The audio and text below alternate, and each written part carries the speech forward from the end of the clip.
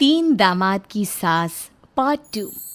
अब तक आपने सुना कि कावेरी जी अपनी तीनों बेटियों ईशा, मोहिनी और सुहाना की शादी तीन घर जमाई लड़कों के साथ करवा देती है। उन्हें लगता है कि ये लड़के शायद घर का कामकाज संभाल लेंगे, लेकिन उनके तीनों घर जमाई बहुत आलसी थे। वो नौकरी भी नहीं करते थे और बाहर का काम भी नहीं।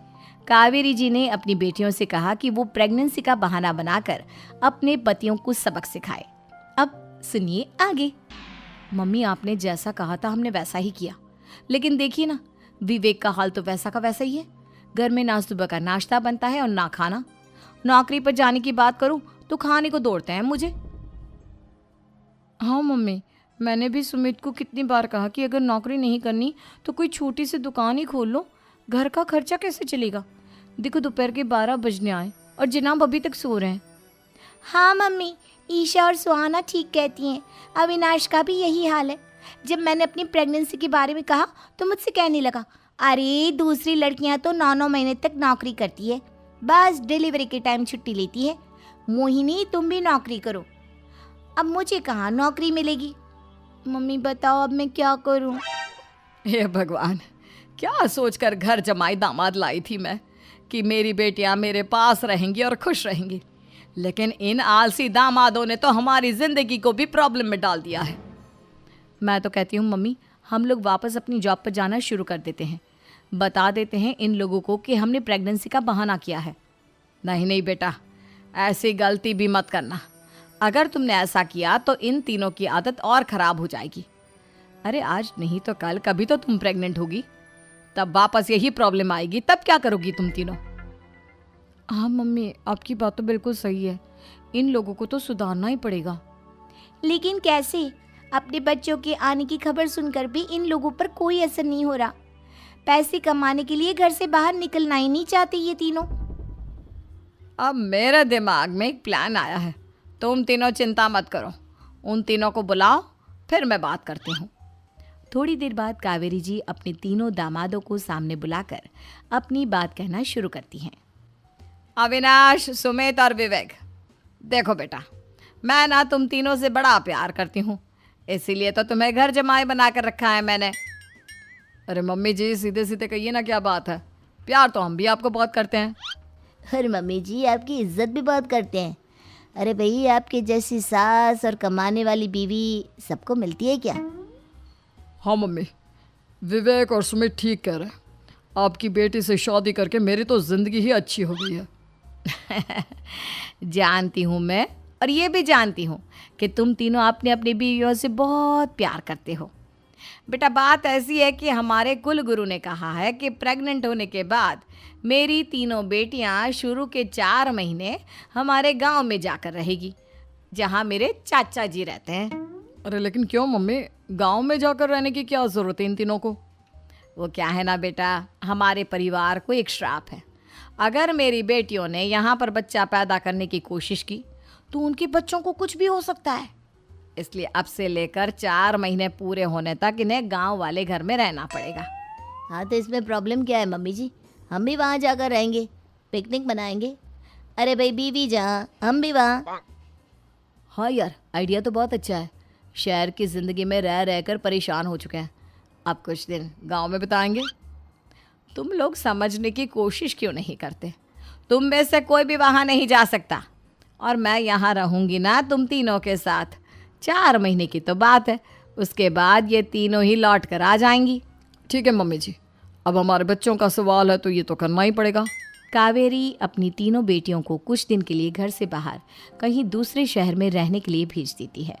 कुछ दिनों के बाद, अरे मम्मी जी, बहुत दिन से पिज्ज़ा नहीं खाया, मंगवाइए ना। क्या बताऊं बेटा, पहले तो बेटियां खर्चा दे देती थी क्योंकि उनकी नौकरी थी, लेकिन अब तो मेरे पास पैसे ही नहीं बचे।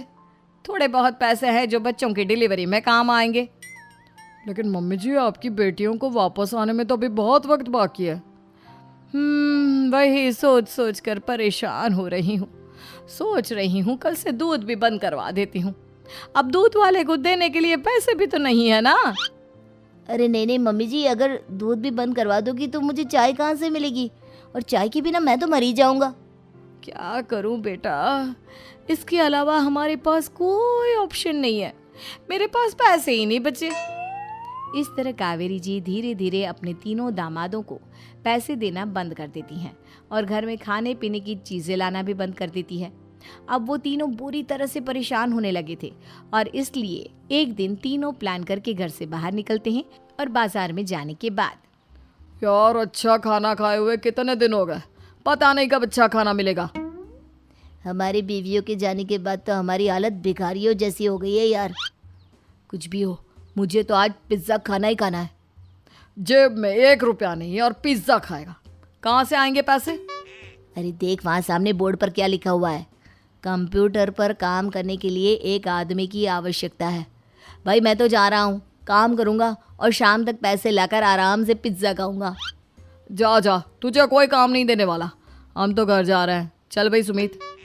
सुमित और अविनाश वहाँ से चले जाते हैं और विवेक उस कंप्यूटर शॉप पर सारा दिन काम करके 5,000 रुपये कमा कर घर लौट कर आता है और अपने खाने के लिए अच्छी अच्छी चीज़ें भी लेकर आता है। ये देखकर विवेक और सुमित के दिल में भी कुछ पैसे कमाने की इच्छा जागती है। अरे सुबह सुबह कहाँ चल दिए तुम? मम्मी जी एक बहुत अच्छी जगह मिली है, कंप्यूटर पर काम करने के 5,000 मिले थे कल मुझे। अगर रोज़ काम करूँगा तो पूरे 40,000 की तनख्वाह। अरे वाह, ये तो बहुत अच्छी बात है दामाद जी, आपको जाना ही चाहिए। सुमित और अविनाश विवेक को इस तरह तरक्की करते देखकर परेशान हो जाते हैं और वो दोनों भी काम की तलाश में निकल पड़ते हैं। धीरे धीरे उन दोनों को भी काम मिल जाता है। अब कावेरी के तीनों दामाद छोटी मोटी नौकरी करके अच्छा पैसा कमाने लगे थे। एक दिन कावेरी उन्हें अपने पास बुलाती हैं।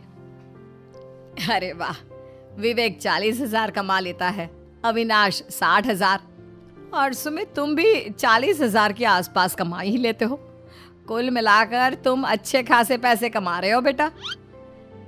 हाँ मम्मी जी, बहुत मज़ा आता है जब महीने के एंड में मोटी रकम हाथ में आती है।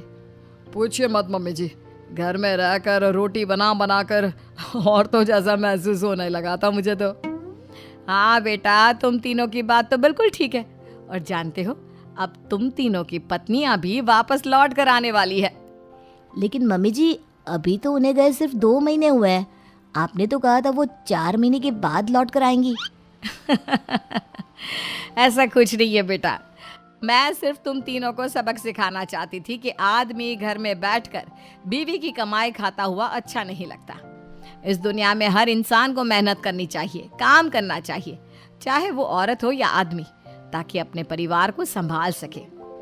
कावेरी की बात सुनकर उन तीनों को अपनी गलती का एहसास होता है और कावेरी उन्हें सच बता देती है कि ईशा, सुहाना और मोहिनी शहर में ही कहीं दूसरी जगह रह रहे थे।